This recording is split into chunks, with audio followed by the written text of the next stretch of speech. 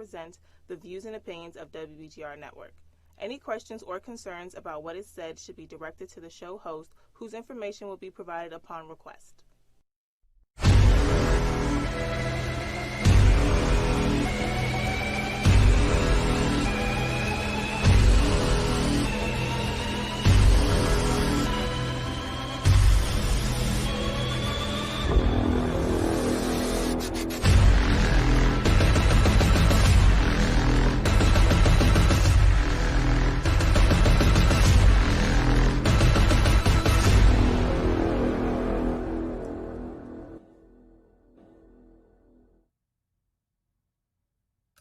Good morning, ladies and gentlemen. This is your boy Shane Hector from the No BS, No Holds Barred Sports Talk Show. It is back in the building right now.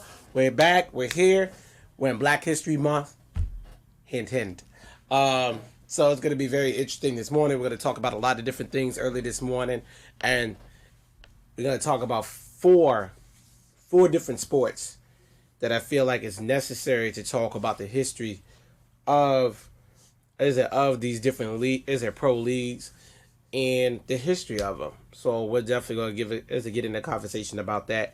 And so I hope you guys are ready for a history lesson this morning, because the truth is when we're talking about all sports, especially regarding African American players in any sport, whether it's NASCAR, is it Major League Baseball, basketball, football, we got to talk about these things because of the simple fact that this is history, ladies and gentlemen. These are things that need to be known to see, so people can understand the reason why we have Black History Month, because we have to talk about the history of African Americans in sports in our fight that we had to continue in all of these sports. Now, with that being said, the number to call this morning is going to be 301-429-9247. That's going to be the number to call. And I want people to keep in mind, please keep in mind that the truth is, we have seen this time and time again, what African Americans have to go through in order for us to be who we are today, right? You know, a lot of people have fought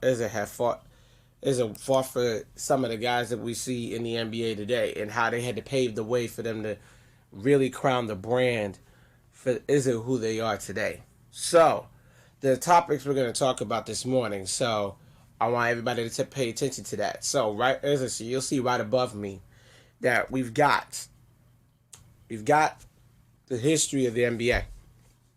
Okay, we'll talk about the NBA history. We'll talk about baseball, NASCAR, and then we're going to end it with the Black history of football. And especially with football, because we're in a town, especially the DMV, where football is a highly, highly publicized sport. So, with that being said, I want you to get your coffee this morning, get your breakfast, your eggs, your bacon. If you don't eat bacon, get the turkey bacon. If you don't eat the turkey bacon, well then you'll have something else. But that's neither here nor there. So, let's jump right into it. First topic this morning we're going to talk about is the National Basketball Association, and we're going to talk about some of the things that has gone on in basketball. Is it today? So, NBA. You know, the funniest thing about the NBA is the NBA has been around for, a little over 50, 60 plus years. It's been around for a very, very long time, okay? Actually, a little longer than that. I think it's been around since the 1920s. It's been around for a highly long time. And so what people have to understand about the history of each of these sports. Now, a lot of people don't want to talk about it, but we're going to talk about it this morning. It's going to make a lot of people uncomfortable. So we're going to get uncomfortable this morning. The gloves are coming off. This is No BS, No Holds Barred. The truth is every single sport that I'm going to talk about this morning has always had some type of racial inequality. Dating all the way back to the way back. Now, the only sport that's really kind of shown the racial inequality is not so bad is obviously the NBA, because the NBA is predominantly black and the highest paid players are black. So, And on top of that, they have more black owners than any other sport in the history. In the history of those sports? So, which is why the NBA right now is the most popular, because they've shown that they can diversify versus sports like NASCAR, hockey, and even baseball. They've all seemed to those sports have yet to like diversify. Even football, because football we obviously see that there's no black owners, majority owners in the NFL. Now, I mean, yeah, there's part owners, but for most African Americans, they want to see a majority owner who is African American, and we have yet to see that in the NFL.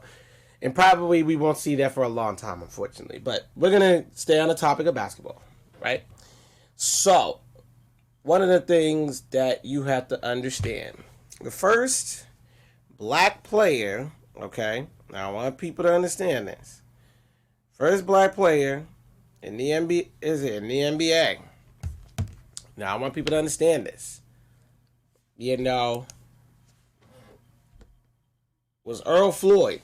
Now he was born October 31st, 1950. He was 21 years old, and he played in the court opener of the Washington Capitals. Now, that would be today's Washington Wizards. Now, if everybody doesn't understand who they are, but for those of you who are born around that time, you would know who that is. Now, the thing about Earl Lloyd, he, was a good athlete, not great. He actually died about 3 years ago, February 26th. So, in a couple of days, the anniversary of his passing will be coming up very, very soon. He played in the NBA. He was also a coach.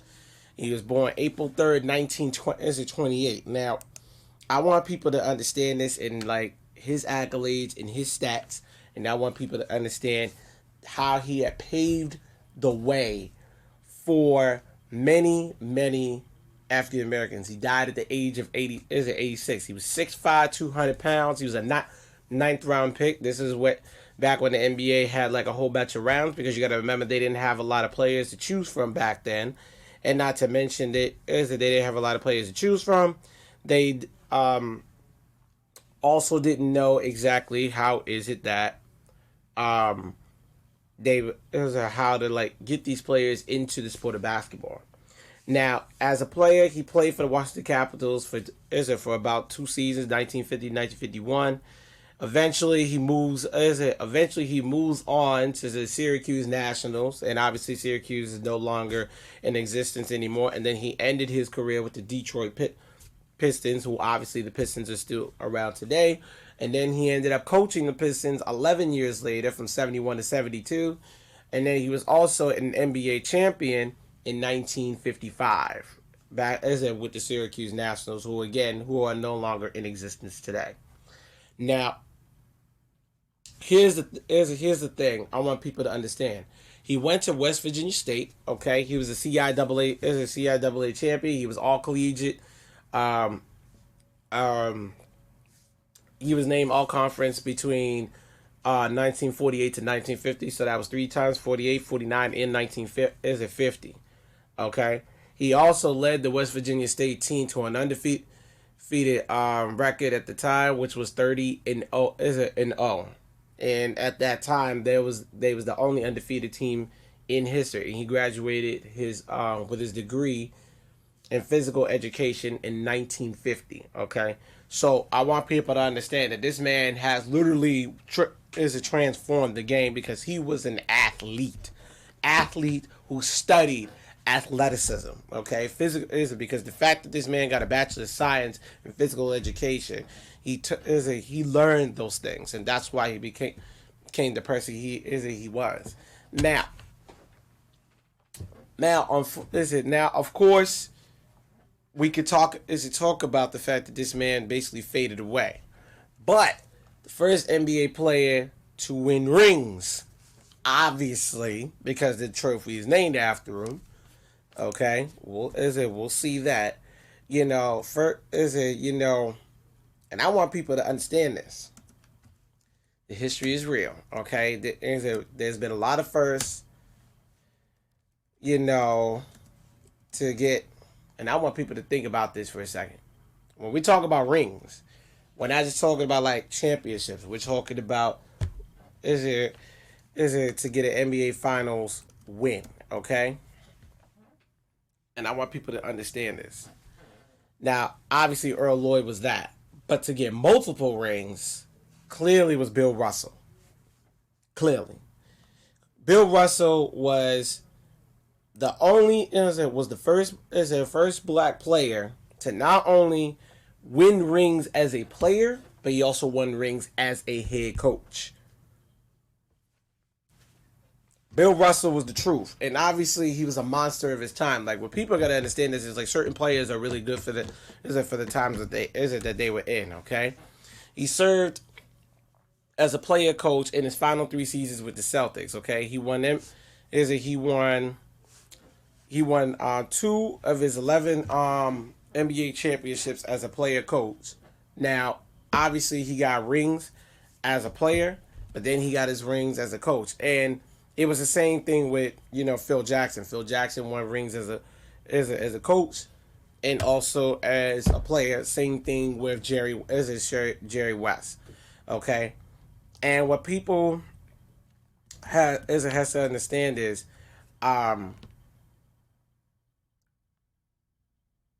these guys have completely transcended the game, and obviously they're all in the Hall of Fame.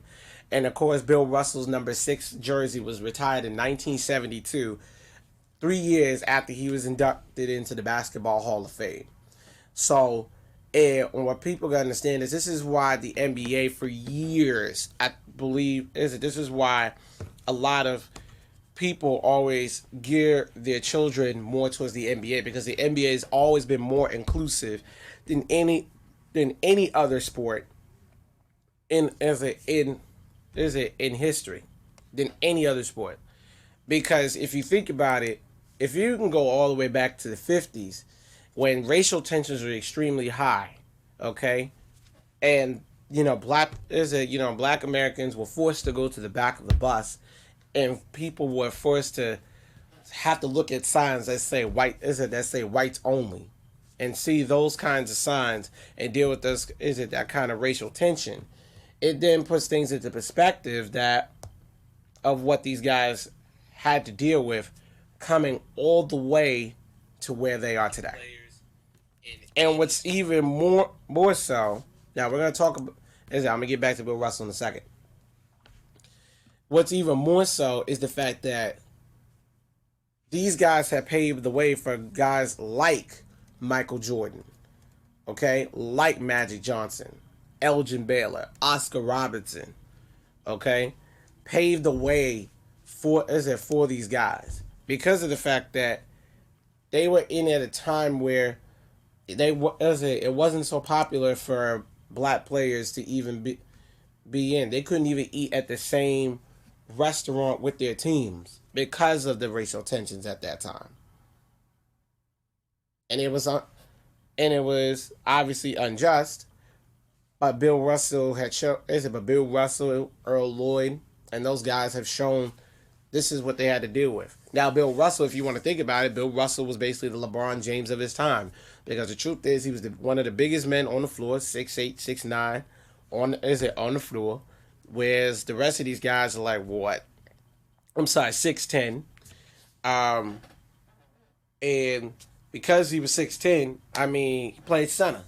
Nobody was going to stop him at that time. 11-time NBA champion. It's just ridiculous, some of the things that he did, okay?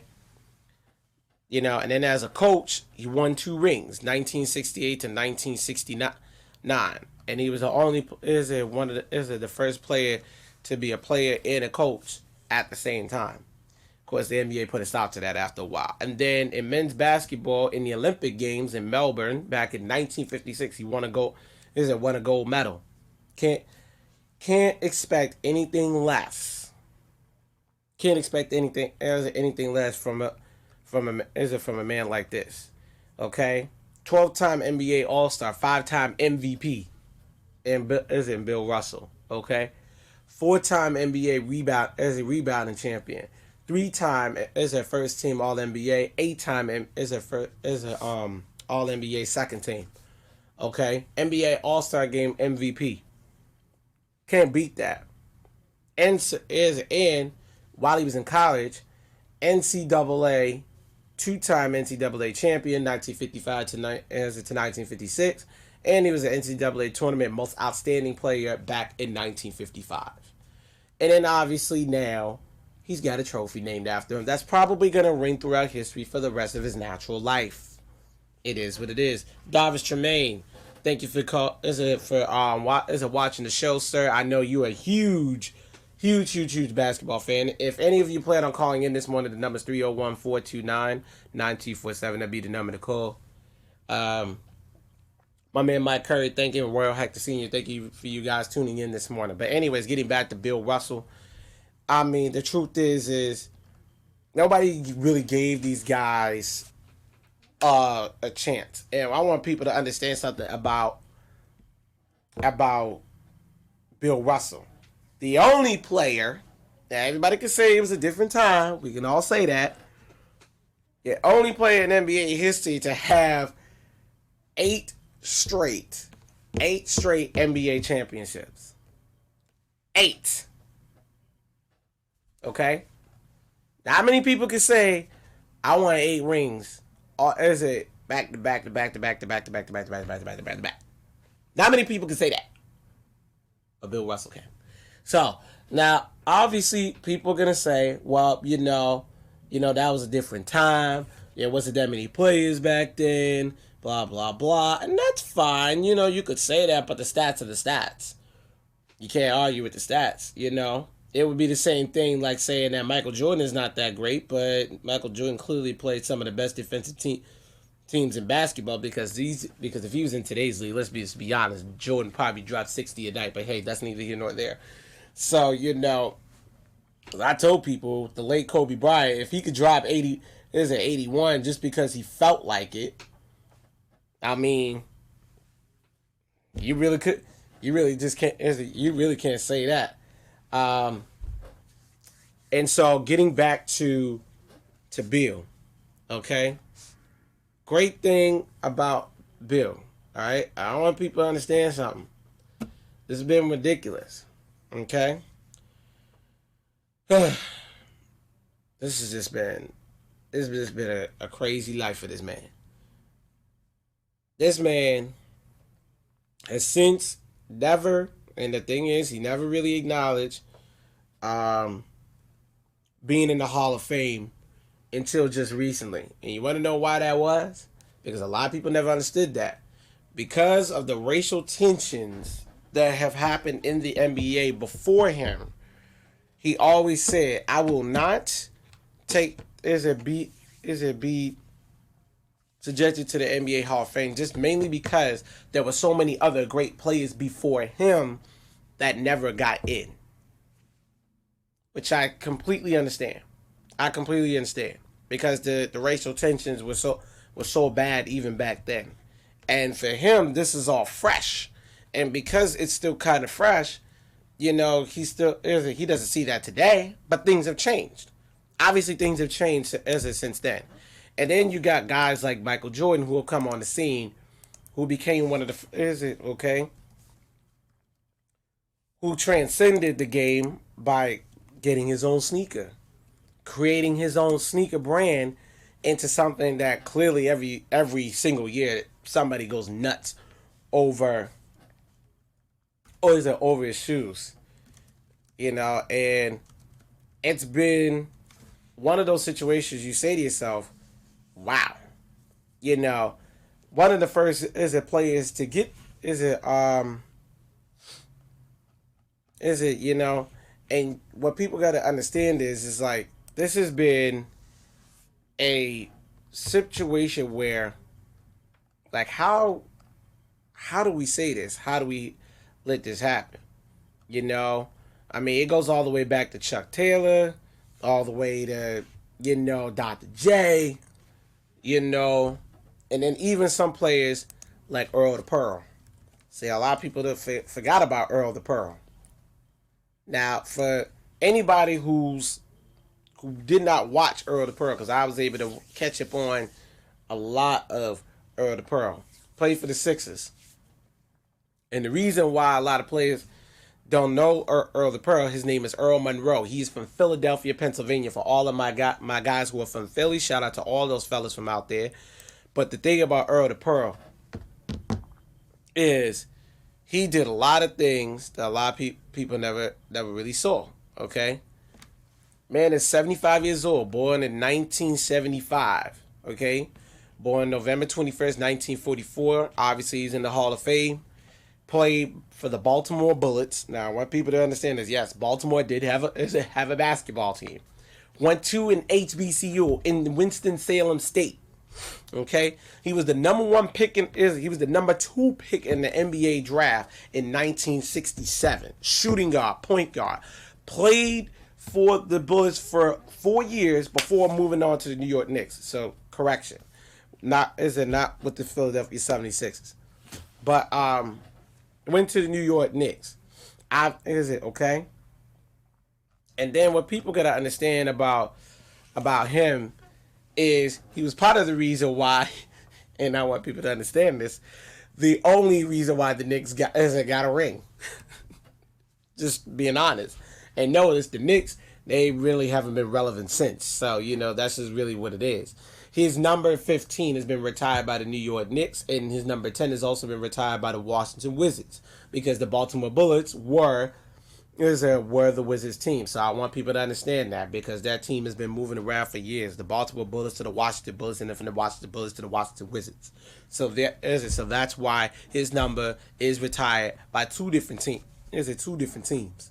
So, and what people have to understand about Earl the Pearl is some of the moves he made that a lot of players use today, especially his most famous spin move layup into the basket. That is his most famous move. Everybody can remember that. The way he moved, the way he shifted the basketball, the way he played the point guard position, and the reason why a lot of players always understand that he had 17,454 points in his career, 2,796 rebounds, and over 3,594 assists in his whole career.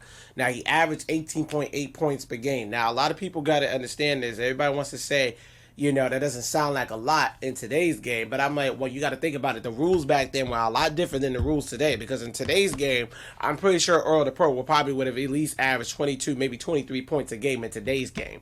Because back then, you got to understand, the defensive rules were not as stringent, and they were not as tough as they are today. And I mean, that isn't, because back then you had to truly guard.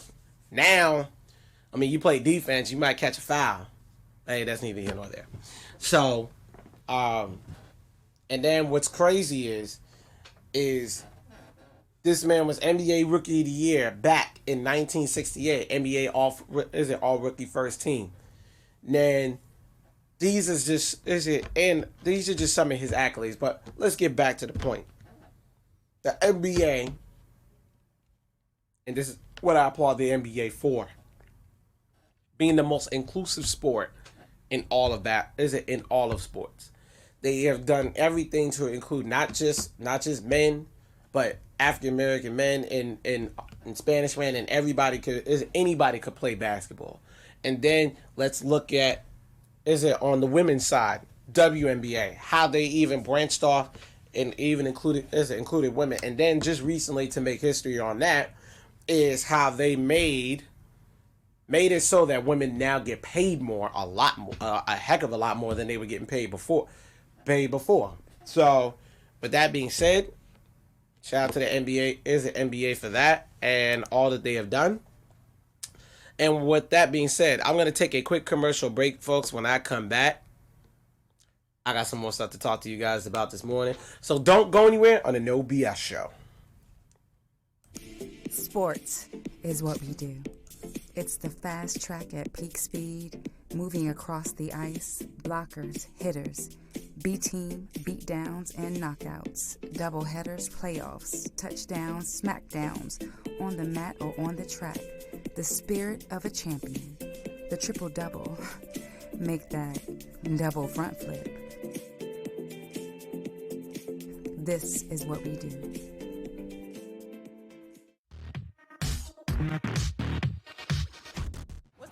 everybody. I'm here at Bowie State University, representing for WBGR. We're here to see if some of these college students know their breakfast trivia. Do you know your cereal? So I'm here in the student center with a couple of students. How y'all feeling? Good. So I want to test y'all knowledge on breakfast trivia. Y'all ready?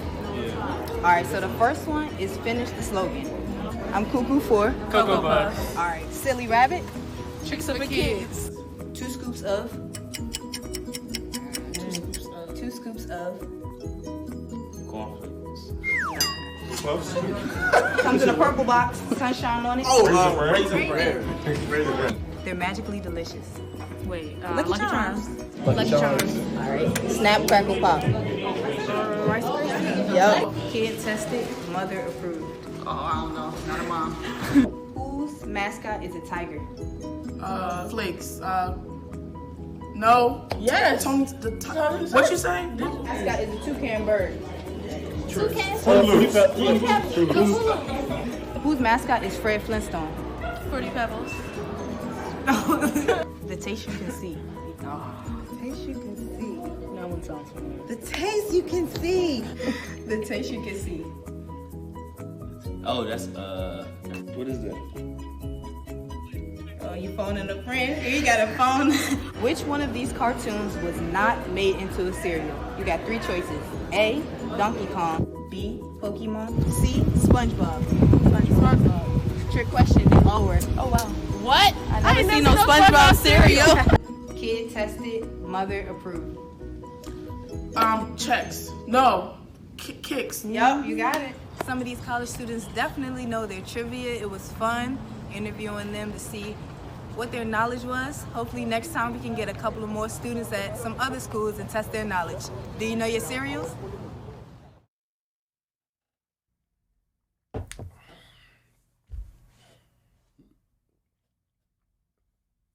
And we're back, ladies and gentlemen. Ladies and gentlemen, you should have known I was going to bring this up. So let's talk about it. Major League Baseball.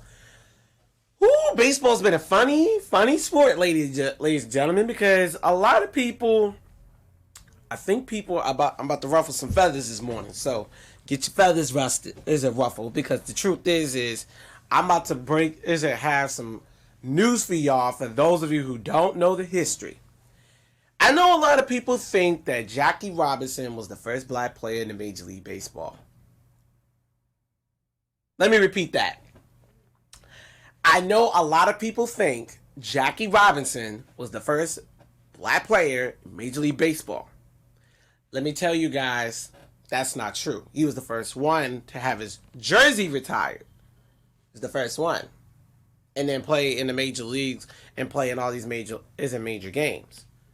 But the real first black player, and I want people to understand this is going to come as a shock.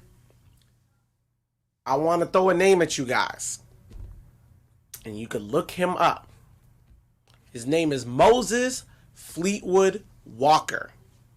Let me repeat that. His name is Moses Fleetwood Walker. He was a black man born in October 7th, 1856, out of Mount Pleasant, Ohio. Now, I want people to understand this. This is back when racial tensions were at an extreme high, because black people were still slaves at that time, so he was a free man. So I want people to think about that for a second, okay? He died in Cleveland, Ohio, 1924. So obviously it was past World War I, going into the Great Depression. Okay, he died at the age of 67. Okay, one of the first black men to play in a Major League Baseball game. He was a catcher. Okay, he was a catcher and he played for the Toledo Blue Stockings. Okay, obviously today that's going to be the Cleveland Indians. So that's just what it is. He had a batting average of .263, played in 42 games, and he scored 23 runs. That team obviously disbanded back in 1884, and that was the last time we had saw a black player before Jackie Robinson came along in the 1940s. So this is why I'm saying to people, before we crown, this is why I can see why Bill Russell had always said there were always great players before for me, because even in baseball, it was the same thing. There were a lot of players before Jackie that have played but never got the recognition that they solely deserved. So we're going to pay homage to this man and what he brought to Major League Baseball and how this man paved the way. And he was a right-handed batter, so when he came up to the plate, he always batted with his right hand. He also threw the baseball with his right hand. And then obviously things have changed obviously since then. And now his legacy, obviously his legacy has not been the same, because a lot of people have miscredited him. Jackie Robinson is one of the first black players, but it was actually Moses Fleetwood Walker. Trust me, I didn't believe it either until I started doing the research and started looking up articles and stuff like that about who this man was, and it's the proof is in the pudding, ladies and gentlemen. Proof is in the pudding. And I mean, now Jackie, let's not take it away anything from Jackie, because Jackie was the truth. Okay? Jackie was the truth. Obviously, there's a young boy from Georgia. All right? Born 1919, okay? And people got to understand, born January 31st, so he's literally 2 days after my own birthday, because I was born the 29th. And then he died October 24th, 1972 in Stamford, Connecticut. He had paved the way for many players for today, to the Ken Griffey Juniors of the world, Barry Bonds. Obviously, when I talk about Barry too much, but that's neither here nor there. But we'll talk about my man Barry Bonds. And the fact that he went through a lot. Everybody who saw 42, was played by Chadwick Boseman, and with Chadwick Boseman playing who this man was and what he dealt with, the racism and all of these things that that he endured, all the way up to what's going on today. And then people gotta understand this. Okay? This man came to play. He came to beat you. He came to do many different things. Just to throw out some accolades. He was a 6-time All-Star World Series champion in 1955. And I want people to understand this. This was back with the Brooklyn Dodgers. Back with the Brooklyn Dodgers, who are now the LA Dodgers, okay? So back with the Brooklyn Dodgers. Obviously, his number 42 has been retired. He was a batting champion in 1949 as a Major League Baseball Rookie of the Year in 1947. Now, I want you to think about 1947, ladies and gentlemen. This is literally 2 years after World War II, after African Americans have proved themselves in war. He also had military service. He was a second lieutenant with the 761st Tank Battalion in World War II. Now, here's the thing about that particular battalion, okay? Their nickname was the Black Panthers, oddly enough, okay? This is the same Tank Battalion that proved that that they could be Hitler's Tigers. So he was a part of that unit. That's why Jackie Robinson is always going to be, the guy right now, okay? He was inducted into the Baseball Hall of Fame in 1962. But I want people to understand that this man served in the military, second lieutenant, okay? So that means that means if anybody who knows anything about the military, he was at the bottom of all the officer ranks. Obviously, he was higher than enlisted, obviously, because he was a commanding officer. So, but this man, he was a proven leader through and through. Through and through, okay? You never could take that away from him. Had a batting average of 311, which is amazing as far as baseball is concerned. 137 home runs, and had 734 RBIs. Now, obviously, players today, they're hitting a lot more hitting a lot more home runs than that, and that's mainly because there's more teams now. I mean, that's just what it is. You know, there's 30 teams in Major League Baseball today, whereas back then there was maybe 14 teams at that time. So it wasn't really, you know, the same.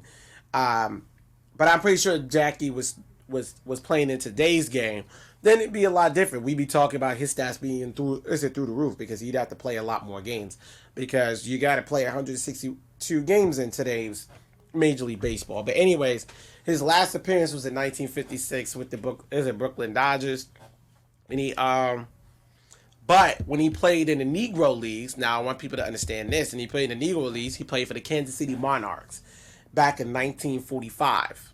But again, this was after the war was over because he only did 2 years in the military between 42 and 44. So, and then he got a military service. You know, and it was mainly because, and I want people to understand this is the type of man that he was. The reason why he was discharged from the military, discharged from the military, because he was on a unsegregated bus, and he boarded a bus with a fellow officer's wife. Bus driver ordered him to the back of the bus. Obviously, he refused. Obviously. So he's like, no, I'm not going to move to the back of the bus. So they summoned the military police. They took him into custody. And then they tried to basically do all kinds of legal stuff to him. And then he was court-martialed. However, in 1944, they reduced 2 counts of insubordination during questioning. But ultimately, and this was really, really interesting, ultimately by an all-white jury of 9 officers, they acquitted him of all charges. But he never saw he never saw combat action over again. So, because of his court-martial proceedings, it prohibited him from being deployed overseas, and that's that. And then next thing you know, he receives an honorable discharge in November of 1944. So, but he ended up playing baseball, and then look at who he became. So, this is just some of the history lessons that you have to talk about when talking about the black players who came and paved the way for all these players today. But you have to acknowledge Moses Fleetwood Walker. You got to utter his name. Because we can talk about Jackie Robinson, but you got to utter Moses Fleetwood Walker. Moses Fleetwood Walker was the first black player to play in Major League Baseball. And these are facts. These are facts. We can't argue with that. And so, but Jackie had shown exactly who he was throughout this time.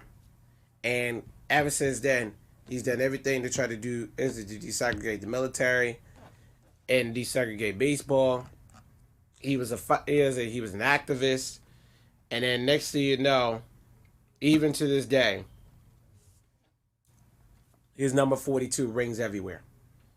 And so, with that being said, pay homage to these 2 men, Moses Fleetwood Walker and Jackie Robinson, because they paved the way for Major League Baseball today.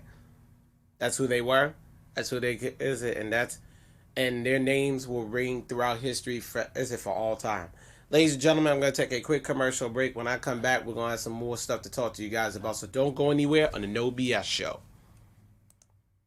Veganistic. It's going to be a veganistic breakfast at Breakfast Mojo, and we're going to give a review at the end of all of this. So let's go ahead and see what we have. Okay, so what we have here is tofu.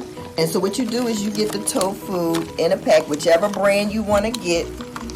It's fine. Get firm tofu and then squeeze the water out in the sink. And once you do squeeze all the water out, because tofu really doesn't have a flavor, it's actually soybean. These little they look like little teeny miniature meatballs. They're sausages. These is Gimme Lean. That is the name of it. So I'm putting them in. It smells great. And the reason you don't have to put them in is completely up to you. You know, those of you who it looks like sausage. It does look like sausage. And it looks like eggs. So what we're going to do is we're going to put some peppers and onions in, wow, which I already prepared. Already cut up. Red onions, yellow, orange, and red pepper. Now for our green. Look at that. So what is cilantro. Cilantro, folks. Yes. Look at the cilantro. It's fresh cilantro. Look at the pretty color there. This right here is garlic and herb. So it's not going to be strong though. Now the minced garlic is strong, but this is not. Oh, some Italian seasoning. Yes. Some rosemary. You know, when it's an Italian medley, it's like a melody. You know what I mean? This is onion and herb. Onion and herb. This is lemon pepper. Lemon peppers. Lemon peppers. That's interesting. I'm making sure that it is going to have a great flavor. Most of the time when people came down with diabetes or any of those diseases, they were in their 70s and 80s. You know, now people are in their 20s and they're being diagnosed. So, you know, you definitely want to eat healthier. I'm not telling you to be a vegan. You know, you don't have to. I am. I've been vegan for 32 years. Yes, I usually put the top on because the steam in it, you know, it helps it to cook long. Now, it doesn't take long to cook. That looks amazing with this. Tofu scramble. Tofu scramble. Some people say tofu eggs. It tastes like eggs. I can't say it's not. You can't tell me anything different. I'm gonna give it a breakfast brilliant. Because I almost feel like this is not enough. Like, I need more. And it's light. It's light, so you can eat more. It is light. It is light. It's very flavorful. Breakfast Mojo. I'm Comedian Koi. This is Michelle Mangum. And once again, we'll be back with some more. Don't forget to subscribe with some more Breakfast Mojo. So make sure you tune in, huh?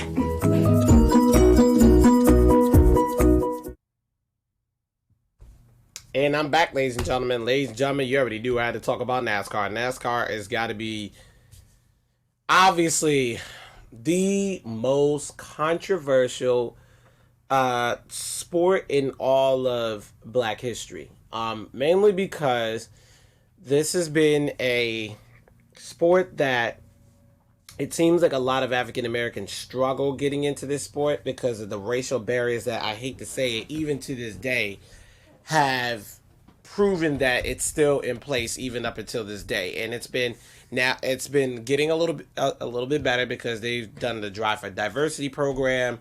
They've got an African American driver in there in Bubba Wallace. And even recently, and people don't know this, but now there's a NASCAR, and now there's a NASCAR team that is now African American owned, the first of its kind. So, with that being said, I want people to understand that. Let's talk about the first.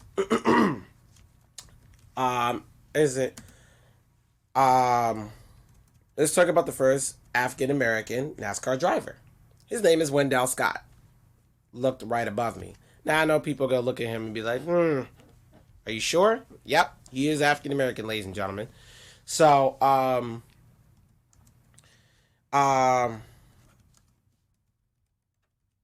there's a lot of accolades to talk about with Wendell Scott. I mean, Wendell Scott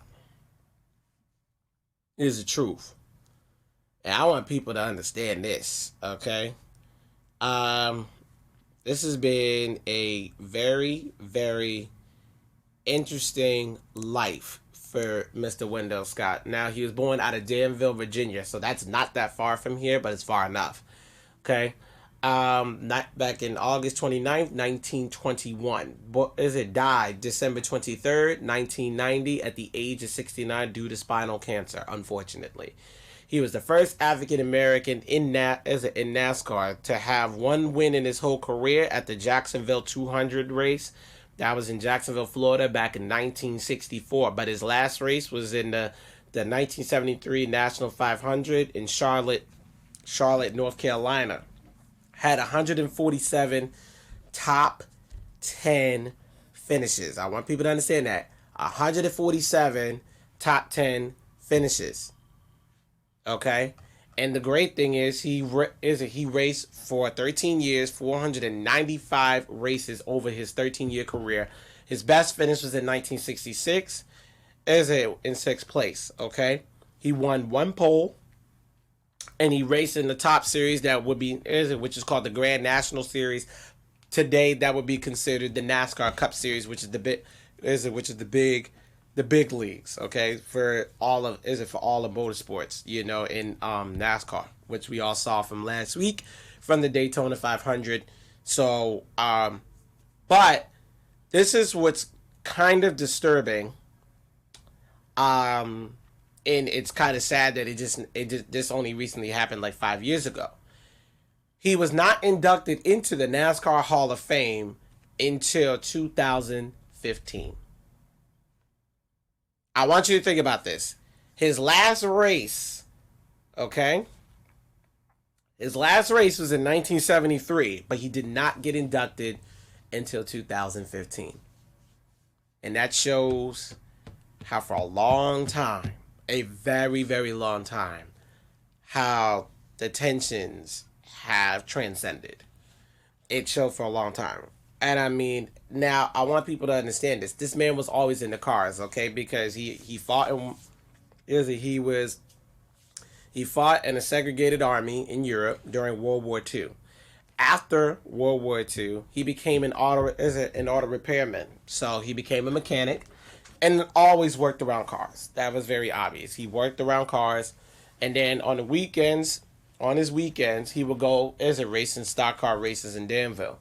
And it's kind of like how you look at your local tracks today, which is where a lot of these guys come from. Like, I mean, even Bubba Wallace, he came up, doing the go-karts. And then, of course, he goes up to the late model sportsman, obviously, to the Xfinity series in NASCAR. And then next thing you know, look at Bubba Wallace today. So, the thing is, you cannot talk about black drivers in their first without talking about Wendell Scott. Now, the thing is, I want people to understand is that before Bubba Wallace came on the scene, Wendell Scott was the only black driver to finish 13th in the Daytona 500. That was the highest any African American had ever achieved in NASCAR. Before Bubba Wallace comes along a couple of years ago and finishes in the top 3 with the second place finish at the Daytona 500. Obviously, last year in 2019, he didn't do anything because, unfortunately, it just didn't work out because he ran into some car trouble. With that being said, okay.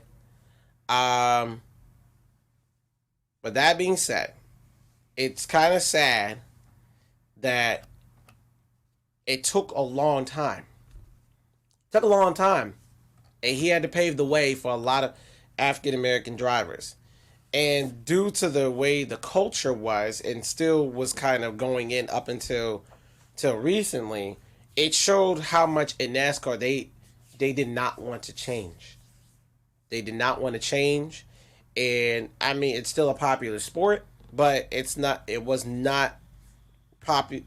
It did not gain a lot of traction with African Americans. Now, I want people to understand this because I wrote a couple of articles on the diversity in NASCAR. Literally last year and the year before that, and wrote how things have started to change a little bit, but there's still a lot of work to be done. And so, with that being said, that's why with the history of this sport and the history that comes down to in this sport is that NASCAR has shown their commitment to diversifying NASCAR, especially with African Americans. Because I've always said this, and part of the reasons why it's a lot harder for African Americans to get into sport, because this sport costs a lot of money. It's not cheap. You know, motorsports, it's maybe cost you all of $5 to go buy a basketball or football or a baseball bat and a ball versus building a car. Okay, you and it's not like it's cheap. When I was in Hagerstown Speedway, when speaking to the Warrenfelds, Michael Warrenfelds, legend at Hagerstown Speedway, he said, and I quote, "It was high time that African Americans really get into this sport. It's been high time." And what he's also said is, the sport's very expensive. It's not cheap. Building a car, just a car alone, can cost you just over $100,000. That's just to build the car. That doesn't even include the equipment for the driver and having to have multiple cars. And then, of course, having a truck to transport that car or cars. Now, and guys who got real money, they end up coming with the big trucks and being able to sit back and, have all the tools they need in order to race and things like that. And we could see, and you guys have seen this on NASCAR with all those trucks. Those trucks are at least $1 million. Is $1 million or $2 million a piece. Those trucks ain't cheap. Maybe even more than that, possibly $5 million. Those trucks ain't cheap. And that's just the truck. And then you put in the cars. The cars are probably another $1 million or $2 million. So that's like maybe $7 million altogether. And then you got to pay for the driver. And then the driver got to get paid. And then you got to pay the crew. And you got to pay all the engineers who engineer every day to make these cars faster. I mean, the average speed if you look at the Daytona 500, there were guys going 201, 202 miles an hour. I mean, they were flying out there. So, but the dangers of this sport is definitely there. I mean, guys have flipped over. Unfortunately, we saw what happened with Ryan Newman. Now, granted, Ryan Newman, he's good now. He's talking. The doctors are working to see how long he's going to be out, but he's probably going to be out for quite some time. But there's a lot of dangers that do come with motorsports because, it can be fatal. It can definitely be fatal. We have definitely seen that multiple times. And, of course, in this sport, that's why it's always been like, does African Americans get in this sport? Yes or no? But they do. But it's a matter of navigating the racial barriers and then navigating what can be something great. And so I encourage people, if you're into motorsports and you want to be a driver, believe me, there are guys looking for drivers. There are teams looking for drivers right now. If you want to get somebody, if you know somebody who wants to get started, there are many people you can talk to. You just gotta be able to find them, and they're not gonna be hard to find because they're looking for people too. Now I'm gonna talk about one of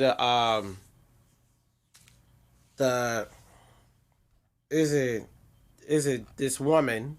I want people to know who she is. Her name is Melissa Harville. Now, Melissa Harville LeBron is touted as the first African American woman to own a NASCAR team. Now, this piece was filmed in Dover, Delaware. Now, E2 of Northeast Motorsports. That's the name. That's the name of the company. Her race team. Now, she has the license and the rights. But her team hasn't qualified for a race. So, with that being said, will we see an African American owned team actually have drivers compete? Will we see it? We don't know that yet, but that remains to be seen. But ring her name, Melissa Harville LeBron. That is her name. Okay? Owns a NASCAR team and owns the rights and the operating rights to it. But again, it comes down to can they get a driver out on the track? Is that possible? Can they get a driver out on the track? And right now, she's only in the camping truck series, which is the Gander is a truck series. So we will see what happens.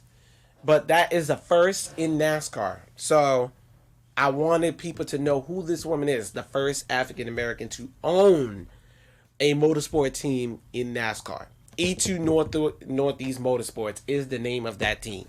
Okay, this has been reported by Yahoo Sports.com.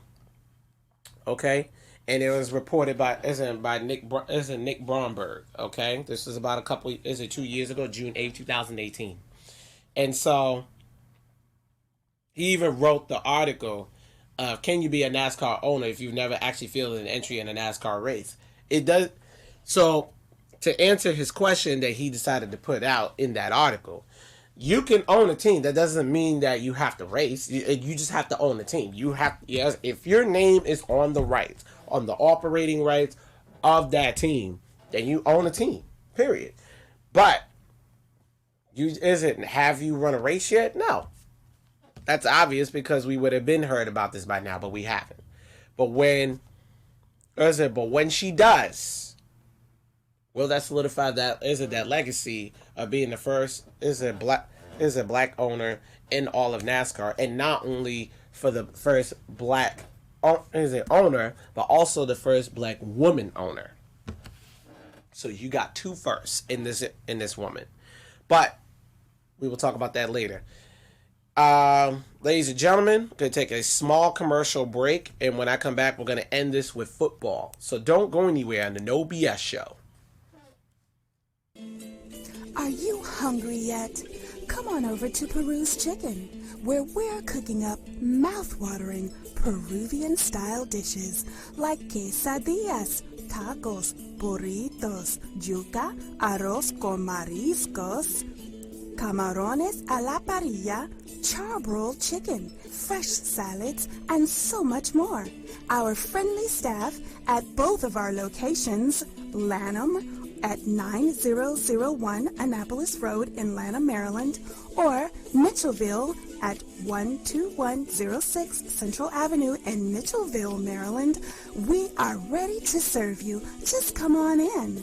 Y claro que sí, hablamos español. Peru's Chicken. ¿Tengo hambre? And I'm back, ladies and gentlemen. You already know. We got to talk about the NFL. We got to talk about football. We're going to end this on a high note. Ladies and gentlemen, we're going to talk about the many firsts in the NFL. The many, many firsts. Okay? The first player, NFL history. First black player in NFL history. I want you to ring his name. His name is Kenny Washington. Kenny Washington, running back from UCLA. Okay? 6'3", 237 pounds. Now, that's a big boy. He ain't no small dude. Football players have always been big for forever. But okay? Played baseball as well, but he played for the Hollywood Bears between 1940 and 1945 before ending his career with the LA Rams, which obviously the LA Rams have moved back and forth, but, you know, they have transcended. Now, officially, when they finally started officially keeping stats, fortunately, he doesn't have many. 859 yards rushing, averaged 6.1 yards per carry, and had 8 rushing touchdowns in his career. In his career, but that was just the career that was actually recorded. Okay, that was just the career that was actually recorded. But here's the thing: he's never been inducted into the Hall of Fame.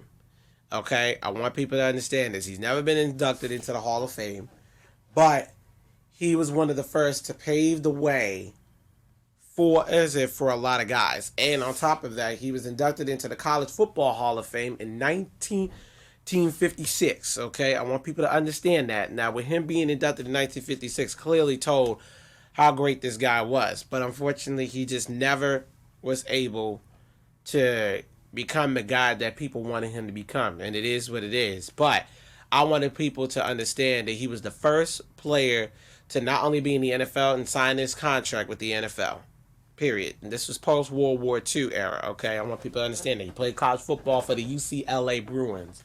So UCLA's got some very serious history. There's a serious history with them having the first black player to go into the NFL. And the crazy thing is, he was undrafted in 1940, obviously, because, again, racial tensions were very, very, very high. And it showed the racial hierarchy at that time. But you will understand this. He would not be the last. Okay? He would not be the last. And what's crazy is like when you look at all the players who have came after him, okay? The first black quarterback obviously was Doug Williams to win the Super Bowl. But one of the first black players, okay? One of the first black players to win the Super Bowl, and I say one of the first, is my man Willie Lanier. Now, if anybody knows Willie Lanier, okay, Willie Lanier was the first player, okay, from an HBCU. He went to my alma mater, the Morgan State University, to win a Super Bowl. One of the first. Wait for the Kansas City Chiefs. Obviously, the Kansas City Chiefs won the Super Bowl this year. But he was the starting linebacker, wore number 65, and Mr. Lanier is alive and well today. Okay, is alive and well today, and we had so many firsts, so many firsts. Okay, and the thing is, let's also look at some of the other firsts that we have out here. Okay, I want you to ring his name, Ozzie Newsome. This is why a lot of people who don't like the Ravens, I'm explaining why you don't have to like the Ravens, because you know why? Because the first black manager was Ozzie Newsome of the Baltimore Ravens in 2002. That should tell you something, that we never had an African-American general manager until 2002. Now, for both people who don't realize, that was almost 18 years ago. The Ravens already won a Super Bowl in 2000. And then 10 years later, into his tenure, what ended up happening? He ends up winning his first Super Bowl as a general manager. And his last pick of the NFL draft was Lamar Jackson, an African-American quarterback out of Louisville. He picked him with the first round, 32nd pick in the draft. That last pick. And look at Lamar Jackson today. Like, hey, who am I? I'm just a guy that's just analyzing the situation. But Ozzie Newsome was the first African-American manager. Lots of firsts. And first African-American head coach was Fritz Pollard back in 1921. In the modern era, Art Shell. Now, if anybody knows who Art Shell is, offensive lineman that played for the LA Raiders back in 1989. Okay? First African-American head coach to take the team to the Super Bowl. Two of them, actually, in the same Super Bowl. Lovie Smith, Tony Dungy. And Tony Dungy ended up going on winning that Super Bowl with Peyton Manning as his quarterback. But, ladies and gentlemen, I mean, I could go on and on and on about this all day. But these are just some of these are the guys who are paid the way for guys to get into the league. Now, obviously, they're still having issues with the Rooney Rule because there are not a lot of opportunities for African-American coaches in the NFL, especially African-American head coaches. Right now, we saw what happened to Ron Rivera. He got fired. Obviously, he's a Spanish-American, but he ended up being the head coach of the Washington Redskins. And Todd Bowles is out. Vance Joseph didn't even get a chance. They fired him after one season. Todd Bowles, on the other hand, he had a little bit of time. He had like 3 or 4 years to get that team together, and it just didn't work out. It is what it is. So it's not like he didn't get time. There are some guys who don't get no time at all, but Todd Bowles actually had a decent amount of time to get his team together, and he just never got it together. Marvin Lewis, God knows I love me some Marvin Lewis, but that man was the Bengals head coach for too long, before they finally said to him, say, hey, look, this just ain't gonna work out, brother. It just ain't gonna work out. But there's one player I want people to understand. The first player to come from a predominantly black college. He was a linebacker, Paul the Tank Younger, fullback / linebacker out of Grambling State. Played for the LA Rams before moving on to the Pittsburgh Steelers. And I want people to understand this for all of you HBCU fans out here. And it's about to get even more interesting because this year the NFL has announced that they're going to have a combine specifically geared to HBCU players. First of its kind. So it's going to be very interesting. I can't wait for people to see this. I mean, there's just so many firsts for African Americans in this month that it's just been coming out. And then, of course, we're also in the CBA month. So this has all been interesting. There's a lot of firsts, and I want people to get ready because the history is happening right in front of your face, and you got to be a part of that. It's been really great to talk about all of these different things, but these are just some of the firsts. And there are many others, but it will not be the last for African Americans in sports and in all the sports that I've discussed today. So, with that being said, thank you, all of you, for tuning in this morning. I am out of time. So we're just going to go ahead and go straight to the social media. Thank everybody for tuning in this morning and everybody who has been a supporter of this show. So I want people to go to the No BS Facebook viewer group. I want people to go to that. Go take a look at that. Share the show, comment. Let me know what you think, and if anybody wants me to talk about some topics, please let me know. I will most certainly talk about it on the show. I'm going to host a poll this week of the topics that get the most likes. I will talk about those topics. So go to the Facebook viewer group. Go ahead and subscribe to that page. Look at past shows. Okay, go to the YouTube page. No BS, No Holds Barred. Subscribe to my YouTube channel. I want people to go ahead and take a look at that. Then follow my blog on Blogger, No BS, No Holds Barred Sports Talk.blogspot.com. Go ahead and go to that, please. And so you can go ahead and look at the blog. I've got articles written, and I want people to go ahead and look at that. It's been great talking about that. I want you to follow my social media at insane_Shane29, Underground SB29, Shiz_29, No BS, No Holds Barred as well. Go to my Facebook name, Shane Hector, and then also the blog another blog spot, Underground Sports LLC.blogspot.com. And then also, if you want to advertise with the show, go to undergroundsportsllc@gmail.com. We will most certainly respond to you guys as soon as humanly possible. Okay? The reason why I did this show today, ladies and gentlemen, I wanted to showcase the history of African Americans and how we have contributed in sports and continue to contribute in sports, and how we have branded ourselves for such a very, very long time, and highlight the fact that we are just as important as the next man in this world. And I want to thank again everybody for tuning in this one. Shout out to my team in the back, Mr. Brandon Williams and Shayna. Shout out to both of them. I thank you both for running my show this morning. And shout out to my most amazing mother, Cheryl Owens, for all the graphics she does for the show and everything that we continue to do for the No BS team. Thank you so much. And ladies and gentlemen, this is the thing. Also, look at my new website. I've been waiting to talk about that for a long time. UndergroundSportsLLC.weebly.com. Look at that website. I want people to understand the articles is real. The shows is real. Go ahead and go to it. Subscribe. I want you to let me know what you think. It's been real. Nothing but real. So, happy Black History Month to all African Americans out there. Team No BS. We thank all of you for tuning in. Love all of you guys. I saw a lot of you tune in this morning, and I was so happy to see that. Thank you. It warms my heart for you guys and wanting to get the information and knowledge from me. So, that being said, Team No BS, we are out of the building. Peace.